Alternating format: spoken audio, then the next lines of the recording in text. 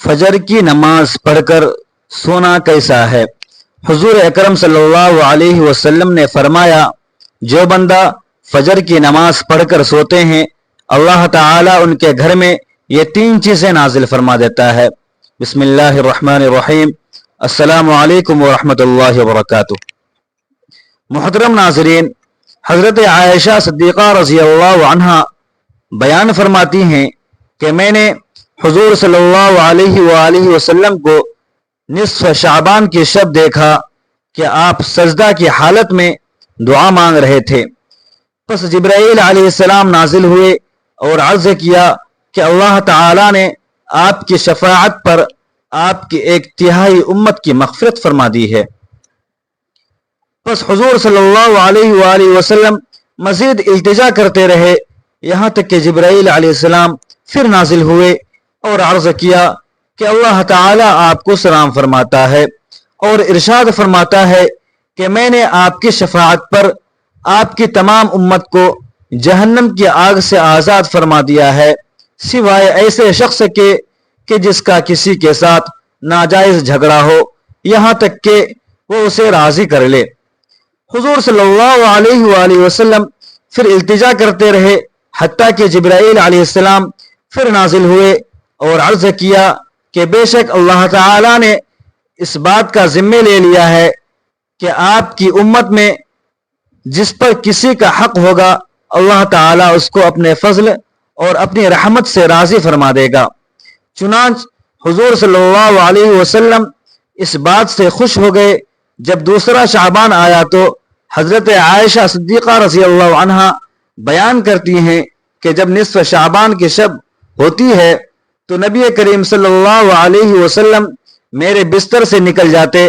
پھر حضرت عائشہ صدیقہ رضی اللہ عنہا فرماتی ہیں کہ اللہ کی قسم ہمارے بستر کی چادر ریشمی تھی نہ سوتی تھی۔ ہم نے کہا کہ سبحان اللہ، پھر وہ کس چیز کی بنی ہوئی تھی؟ آپ صلی اللہ علیہ وسلم نے فرمایا کہ اس کا تانا بکری کے بالوں اور بانا اونٹوں کے بالوں سے بنا ہوا تھا۔ آپ نے فرمایا کہ مجھے خدشہ ہوا کہ شاید آپ اپنی دوسری ازواج میں سے کسی کے پاس تشریف لے گئے ہیں۔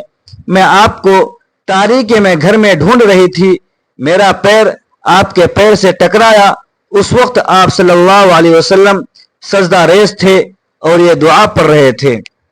ترجمہ: اور میرا دل تجھ پر ایمان لا چکا ہے، میں تیری نعمتوں کا اقرار کرتا ہوں اور اپنی بڑی بڑی لغزشوں کا اقرار کرتا ہوں۔ میں نے اپنی جان پر تجاوز کیا، پس تو مجھے بخش دے، بے شک تیرے سوا گناہوں کو کوئی بھی نہیں بخشے گا۔ میں تیری سزا سے تیری معافی کی طرف آتا ہوں اور تیری غضب سے تیری رحمت کی طرف آتا ہوں اور تیری ناراضگی سے تیری رضا کی طرف آتا ہوں اور میں تیری پناہ کی طرف آتا ہوں۔ میں تیری ایسی حمد و ثنا نہیں کر سکا جیسی تو خود اپنی حمد و ثنا کر سکتا ہے۔ حضرت عائشہ صدیقہ رضی اللہ عنہا فرماتی ہیں کہ حضور صلی اللہ علیہ وآلہ وسلم کھڑے ہو کر اور بیٹھ کر نماز ادا کرتے رہے حتیٰ کہ صبح ہو گئی۔ آپ صلی اللہ علیہ وسلم کے پاؤں مبارک سوج گئے تھے۔ میں آپ کے پاؤں مبارک دبا رہی تھی، چنانچہ میں نے عرض کیا کہ آپ پر میرے ماں باپ قربان ہوں، آپ نے اپنے آپ کو بہت تھکایا ہے۔ کیا یہ بات نہیں ہے کہ اللہ سبحانہ و تعالی آپ کے طفیل، آپ کے اگلوں اور پچھلوں کے گناہ معاف فرما چکا ہے؟ آپ نے فرمایا، کیوں نہیں اے عائشہ، تو کیا میں اللہ تعالی کا شکر گزار بندہ نہ بنوں؟ کیا تم جانتی ہو کہ اس رات میں کیا ہوتا ہے؟ میں نے عرض کیا کہ یا رسول اللہ صلی اللہ علیہ وسلم، اللہ معاف فرما چکا ہے۔ آپ نے فرمایا، کیوں نہیں اے عائشہ، تو کیا میں اللہ تعالی کا شکر گزار بندہ نہ بنوں؟ کیا تم جانتی ہو کہ اس رات میں کیا ہوتا ہے؟ میں نے عرض کیا کہ یا رسول اللہ صلی اللہ علیہ وسلم، اس رات میں کیا ہوتا ہے؟ آپ صلی اللہ علیہ وسلم نے فرمایا کہ اس رات میں اس سال اولاد آدم سے پیدا ہونے والے ہر فرد کا نام لکھ لیا جاتا ہے، اور اس سال اولاد آدم سے مرنے والے ہر فرد کا نام لکھ لیا جاتا ہے اور اس رات میں لوگوں کے اعمال اوپر لے جائے جاتے ہیں اور اس سال ان کا رزق نازل کیا جاتا ہے۔ میں نے عرض کیا کہ یا رسول اللہ صلی اللہ علیہ وسلم، کیا کوئی شخص اللہ تعالیٰ کی رحمت کے بغیر جنت میں داخل ہوگا؟ آپ صلی اللہ علیہ وسلم نے فرمایا، کوئی شخص بھی اللہ تعالیٰ کی رحمت کے بغیر جنت میں داخل نہیں ہوگا۔ میں نے عرض کیا، یا رسول اللہ صلی اللہ علیہ وسلم، آپ بھی نہیں؟ آپ صلی اللہ علیہ وسلم نے اپنا ہاتھ سر پر رکھ کر 3 مرتبہ فرمایا، میں بھی نہیں، میں بھی نہیں، میں بھی نہیں، سوائے اس کے کہ اللہ تعالیٰ مجھے رحمت کے ساتھ ڈھانپ لے۔ حضرت شیخ عبد الواحد رحمت اللہ علیہ نے ایک مرتبہ عالموں سے پوچھا کہ جنت میں تمام نعمتیں تو ہوں گی، بتائیے کہ جنت میں نماز بھی ہوگی یا نہیں؟ عالموں نے کہا کہ حضرت، جنت میں نماز کہاں سے ہوگی؟ جنت تو اعمال صالحہ کی جزا کا مقام ہے، وہاں اعمال صالحہ کی تکلیف کہاں سے ہوگی؟ یہ سن کر شیخ عبد الواحد رحمت اللہ علیہ نے ایک سرد آہ سینچی اور رونے لگے۔ پھر نہایت حسرت کے ساتھ فرمایا کہ بغیر نماز کے جنت میں کس طرح چین نصیب ہوگا؟ اے میرے مسلمان بہن بھائیوں، ان سعید و پاک باز روحوں سے نماز کی لذت پوچھو کہ انہیں جنت میں بھی بغیر نماز سے کوئی لطف نصیب نہیں ہوگا۔ امیر المؤمنین حضرت عثمان غنی رضی اللہ عنہ کا ارشاد ہے کہ نماز پنجگانہ کی پابندی کرنے والے کو 9 چیزیں انعام میں ملیں گی۔ اول، خداوند تعالی اس کو اپنا محبوب بنائے گا۔ دوسرا، اس کو تندرستی عطا فرمائے گا۔ تیسرا، فرشتے اس کی حفاظت فرمائیں گے۔ چوتھا، اس کے گھر میں برکت ہوگی۔ پانچواں، اس کے چہرے پر صالحین کا نور ہوگا۔ چھٹا، اس کا دل نرم ہو جائے گا۔ ساتواں، وہ پلسرات سے بجلی کی طرح گزر جائے گا۔ آٹھواں، جہنم سے نجات پائے گا۔ نواں، جنت میں اس کو ایسے لوگوں کا پڑوس نصیب ہوگا جن کی شان میں لا خوف علیہم ولا هم یحزنون کی بشارت آئی ہوگی، یعنی قیامت میں ان کو نہ کوئی خوف ہوگا نہ غمگین ہوں گے۔ سال کے مہینوں میں رمضان المبارک کا مہینہ برکتوں کا مہینہ ہے۔ امت محمدیہ پر اللہ عز و جل کا کرم خاص ہے کہ اس نے رمضان المبارک جیسا مبارک مہینے سے سرفراز فرمایا ہے۔ یہ مہینہ ہر سال آتے اور چلے جاتے ہیں، لیکن کتنے غافل اور کاہل ایسے ہیں جو اس کی قدر نہیں کرتے اور غفلت اور لاپرواہی میں پورا مہینہ گزار دیتے ہیں، اور ان سے بھی بدتر وہ ہیں جو اس مقدس مہینے کو کھیل تماشوں اور لغویات کی نظر کر دیتے ہیں۔ ہاں، بڑے خوش قسمت ہیں اور نیک بخت ہیں وہ لوگ جو اللہ تبارک و تعالی کے فرما بردار بندے ہیں، جو اس رحمت بھری اور نور و نگہت میں ڈوبے ہوئے مہینے کو قدر و منزلت کی نگاہ سے دیکھتے اور اس میں اپنے مولا کریم کو یاد کرتے ہیں اور اس کی مقدس اور رحمت بھری بارگاہ سے برکت و نور کی خیرات مانگتے اور اپنے گناہوں پر پشیمان و شرمندہ ہو کر توبہ و استغفار کرتے ہوئے اسے گزارتے ہیں۔ مساکین و غربا پر صدقات و خیرات بھی کرتے ہیں، اقربا و احباب کو تحائف سے بھی نوازتے ہیں، اور ساتھ ہی شہر خاموشہ میں آرام کرنے والے مرحومین و متعلقین کو بھی نہیں بھولتے، ان کے لیے بھی فاتحہ و ایصال ثواب کا اہتمام کرتے ہیں۔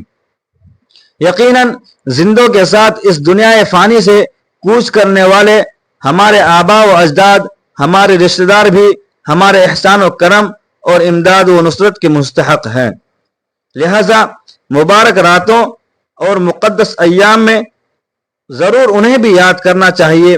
حدیث پاک میں آیا ہے، اگر تم میں کوئی اپنے بھائی کو نفع پہنچا سکتا ہے تو پہنچائے، اور صدقہ و خیرات، تلاوت قرآن پاک، ذکر و خیر کا ثواب اگر کسی مرحوم کو پہنچایا جائے تو یقیناً ان کو پہنچتا ہے اور ان کو اس سے فائدہ ہوتا ہے۔ اس پر احادیث کثیرہ شاہد ہیں۔ امت مسلمہ میں کوئی بھی اس کا منکر نہیں، اور جو منکر ہے وہ یقیناً گمراہ اور مسلمانوں کا بدخواہ ہے۔ حدیث پاک سے یہ ثابت ہے کہ اس مبارک مہینے میں گناہگاروں کی ایک بڑی تعداد میں اللہ تعالی بخشش فرماتا ہے۔ لیکن متعدد روایات سے یہ بھی معلوم ہوتا ہے کہ مغفرت و رحمت کی اس مقدس مہینے میں چند ایسے بھی بدبخت ہیں جو بغیر توبہ کے معاف نہیں کیے جاتے اور وہ رحمت خداوندی سے محروم ہی رہتے ہیں۔ وہ لوگ یہ ہیں مشرک، یعنی خدا کے ساتھ اس کی ذات و صفات میں کسی کو شریک کرنے والا، ماں کا نافرمان، باپ کی نافرمانی کرنے والا، کاہن، اٹکل سے غیب کی باتیں بتانے والا، نجومی، ستاروں سے غیب کی خبریں بتانے اور اس پر یقین کرنے والا، جادوگر، فال نکالنے والا، بد مذہب، بدعتی، قاتل، رشتہ کاٹنے والا، اپنا یا دوسرے کا کینہ پرور، سود کھانے کا عادی، سود دینے والا، زنا و بدکاری کا عادی، شرابی، باجا بجانے والا، گویا خاش اور فضول گانے والا، کپڑا تہبند، پاجامہ، کرتا وغیرہ ٹخنوں سے نیچے لٹکا کر تکبر کرنے والا، ناجائز محصول ٹیکس وصول کرنے والا، خود جلاد، ان بڑے بڑے گناہوں کے مرتکبین کو چاہیے کہ اس برکت و مغفرت والے مہینے میں خدا کی بارگاہ میں سچی توبہ کر لیں اور آئندہ ان سے بچنے کا پختہ عزم بھی کر لیں۔ پھر اس مقدس مہینے میں خدا بزرگ و برتر کی طرف سے ہونے والی رحمتوں کی بارشیں میں ضرور نہا کر گناہوں سے پاک صاف اور رحمت خداوندی سے مالا مال ہو جائیں گے۔ بلکہ ان مذکورہ گناہوں کے علاوہ بھی جو گناہ کیے ہوں ان سے بھی توبہ و استغفار میں جلدی کرنی چاہیے۔ جو بے نمازی ہیں وہ توبہ کریں کہ اب آئندہ نمازیں ترک نہیں کریں گے، اور جو قضا ہو چکی ہیں ان کو جلدی سے جلد ادا کرنے کا بھی عہد کریں۔ بلکہ اس بابرکت مہینے میں نوافل کے بجائے اپنی قضا نمازیں پڑھیں۔ جب تک قضا نمازیں ادا نہ ہوں نوافل قبول نہیں ہوتے۔ بے روزہ دار توبہ کریں کہ اب آئندہ روزے نہیں چھوڑیں گے، اور جو چھوٹ چکے ہیں ان کو جلد ادا کرنے کا عہد کر لیں۔ اپنے مالوں کی زکوٰۃ نہ دینے والے توبہ کریں کہ اب پورا حساب کر کے زکوٰۃ نکالیں گے، جو خدا کا بھی حق ہے اور بندوں کا بھی، اور آج تک جو زکوٰۃ ذمے میں باقی ہے اس کو بھی جلد تر ادا کرنے کا عہد کریں۔ بلکہ جہاں تک ہو سکے جلد از جلد ادا کرنے میں لگ جائیں، اور جو حقوق العباد، بندوں کے حقوق اپنے اوپر ہیں، صاحب حق سے مل کر معافی طلب کر لیں کہ بندوں کا حق اللہ تعالی معاف نہیں فرماتا جب تک کہ وہ بندہ خود معاف نہ کر دے۔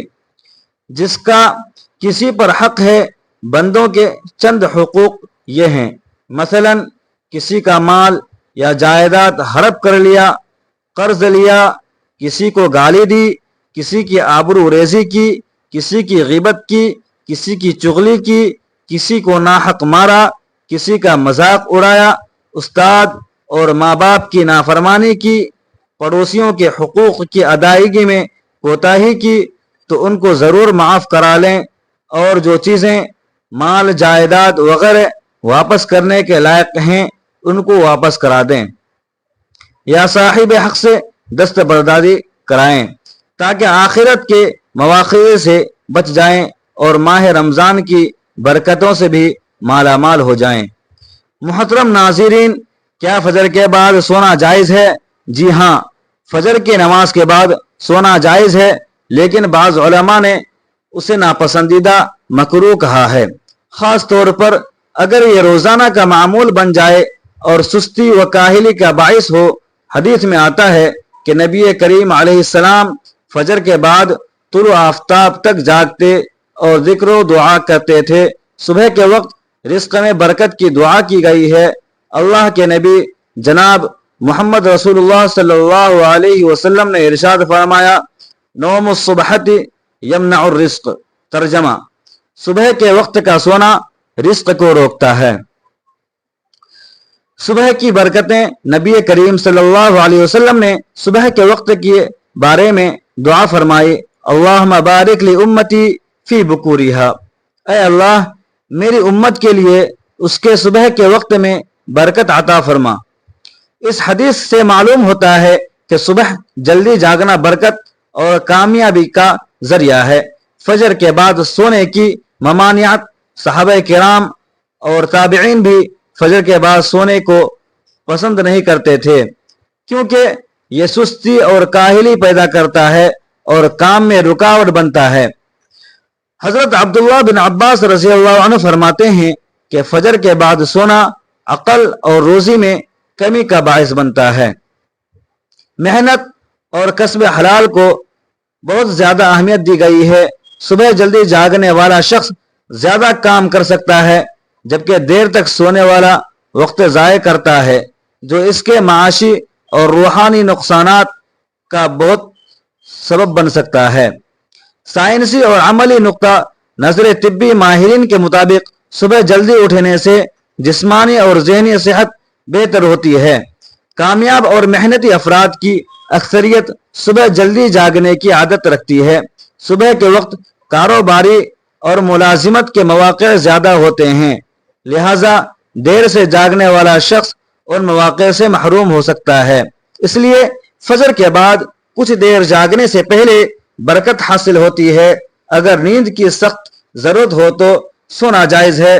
अगर कोई रात भर जागकर इबादत या काम कर रहा हो तो फजर के बाद सोना चाहिए। सूरज निकलने के बाद इशराक की नमाज पढ़कर आराम करना ज्यादा बरकत वाला अमल है। फजर के बाद सोना हराम नहीं, लेकिन अगर यह सुस्ती और काहिली का बाइस बने तो बेहतर है कि पहले कुछ वक्त इबादत में गुजारा जाए, फिर सोया जाए। अल्लाह ताला से दुआ है कि अल्लाह ताला हमें इस पर अमल करने की तौफीक अता फरमाए।